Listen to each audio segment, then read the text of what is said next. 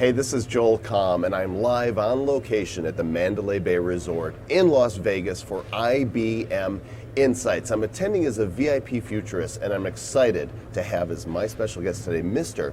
Shep Hyken. That's me. He's got some kind of wacky title or something. What's your I am the Chief Amazement Officer. I can't even Offer. say it myself. He's the offering Chief himself. Amazement Officer at Shepard Presentations. Okay, so that lends itself to my first question, which is, Why? what makes you so amazing? Well, it's not about me being amazing. It's what we do for other people. We teach them to be amazing. That's why I'm hired, to help companies. When you walk out of a business and you go, wow, those people were amazing, well, that's what we help our clients achieve. So we want to be amazing to them, but we want to teach them to be amazing to people like you.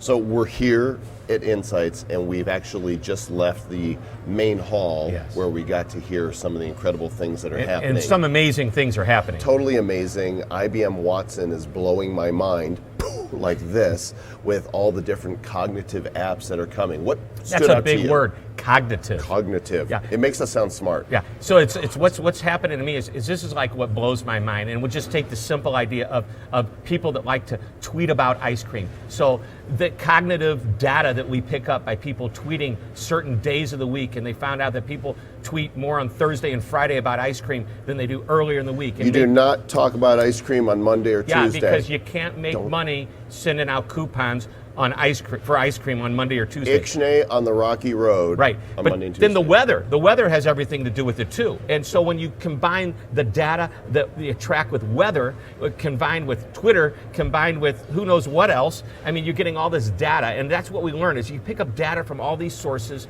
to create a better experience, more personalized experience. That's getting me excited because it's all about the experience. Well, we hear the buzzword big data thrown around a lot, but now we're seeing how it's actually playing out and coming together in real world. And out rolls an IBM Watson robot named Pepper. And I think for me, she was cute. That was the hype, although she was cute. I think that wasn't her real voice. I think you can make the voice anything you want. Okay. Because you can make it Sergeant Pepper or what was Pepper? What was her name? Angie Dickinson. Now there's a Pepper. Is that the Pepper you'd want? Yeah, I think I would like Dr. Pepper. So it was a white robot. Yeah. But it could have been a black Pepper. robot. They could have called it Salt. Could have been a purple robot. And then have the counterpart like a chessboard. But here's Salt what and was Pepper. cool is that the guy who's You're the just VP. letting my jokes. You don't care. He's just. He is amazing, but I'm just a little less amazed than I was when I started. No, you're setting me up because this is what amazes me is that little Pepper had a conversation with the VP of Watson, which is a pretty big position these days. She wasn't intimidated. No, not at all. There was 18,000 people there. Yeah, she was flawless. He stuttered. He did. And he said he wanted some Mexican food. And she made a recommendation, told him what to go to the store and buy, and said, by the way, remember, I'm leaving onions out because I know you don't like onions. Right. That's pretty cool. I think it's amazing. And then another thing that really stood out to me was the Wine for Me app that becomes really predictive in knowing what kind of wine you will enjoy drinking. And the more you use the app, the more it learns about you. So the more you drink, the drinkier you get. Right. And the more I drink, the better you look. Okay, so here's a really important question. Mm-hmm. If you were a candy, would you be an Airhead, a Milk Dud? I'm definitely I'm a Whopper. I'm a Whopper. But actually, you missed the nerds because that's probably where. Well, aren't all of us? Well, again, we're here at IBM Insight, and we are a pack of nerds. But you know what? The nerds have inherited the world, really. Right. It's like the meek will inherit the earth. The nerds are inheriting the earth. So we're here for 3 days in all, and what are your expectations for the rest of our time? So far, I mean, if I walked away right now, I picked up some insights because one of the cool things, by the way, is that a coincidence? Hashtag Insights. IBM right there. Insight. Insight 2015. New way to engage. New way to engage. New way to engage. That just scored you 10 points with the IBM team, just the social business team. Both of us. Yeah. Both of us. 15 for me. Okay, and you know what? You I deserve have more it. hair. You deserve it, and you deserve to have more hair. But you know what? Why waste your hormones on hair? That's what I've always been told. So, but here's the thing, if we left today, this is what I love about the general session we had this morning, is that there was the main theme to introduce us to what's going on with Insight and what's happening with Watson. And then they must have brought up, I'm going to say, at least 8 to 10 case studies. They had companies come up and explain how they're using cognitive analytics. Big term for a guy like me, but we already explained what it is.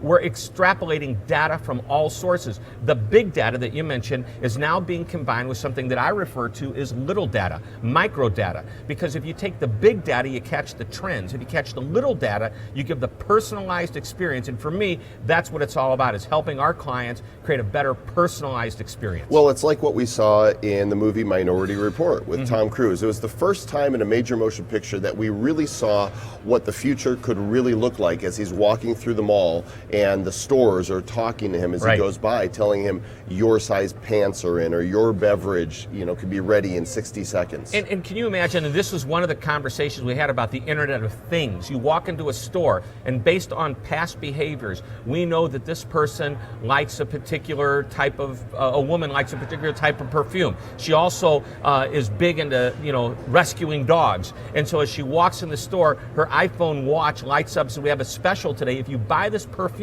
we'll donate $5 to your, dog rescue program. And I mean, it all goes together and that person goes, wow, they're talking to me. And I think that's the key. If you're going to get my data, and I'm okay with you getting it, because I'm going to give it to you, because I want to have a better experience.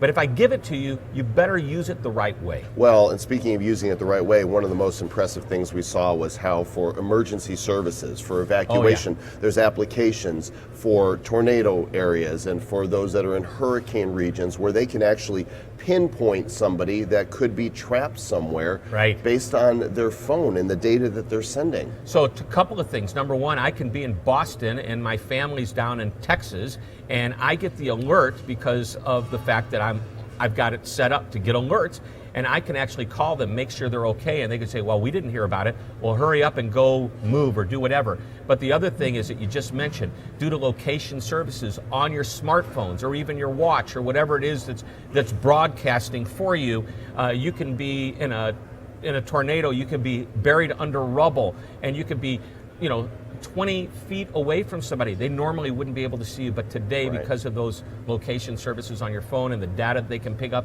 and we're constantly interacting with the cloud and things going on somewhere up there. It's big. I mean, it's huge. It's a massive cloud. It's huge. So But last things are question. happening. Yes. This Internet of Things has become the latest trendy buzzword that is like an all-inclusive to connecting all the different things that we use. At some point, we're going to stop calling it that. It's just going to be called the way. It won't be called the things. It'll just be the way. It's the way we live. Can you imagine our kids? You have kids? Of course. Okay, we have kids. Our kids together. don't know what it's like to have life without a computer or even a cell phone. Think about it. Here's what's amazing to me is that this device that is more powerful than the big mainframes that used to fill the whole rooms that IBM had a few decades ago. This device now, which is more powerful than that, if you hand this to a 3-year-old today, this is the worst technology they will ever experience. Gosh, that's amazing. Yeah. And when I was 14 years old, my dad gave me a big calculator. That was the coolest thing. I could add, multiply, subtract, and I could spell words out with the right letters. 43770 spelled hello. Something like that. Shep Hyken, at Hyken on Twitter. Joel Comm, yeah. Follow us on Twitter. And Thanks it's for joining Joel us. Comm. It is at that. Hyken. All right, brother. It is at IBM Insights. Yes. Catch you later.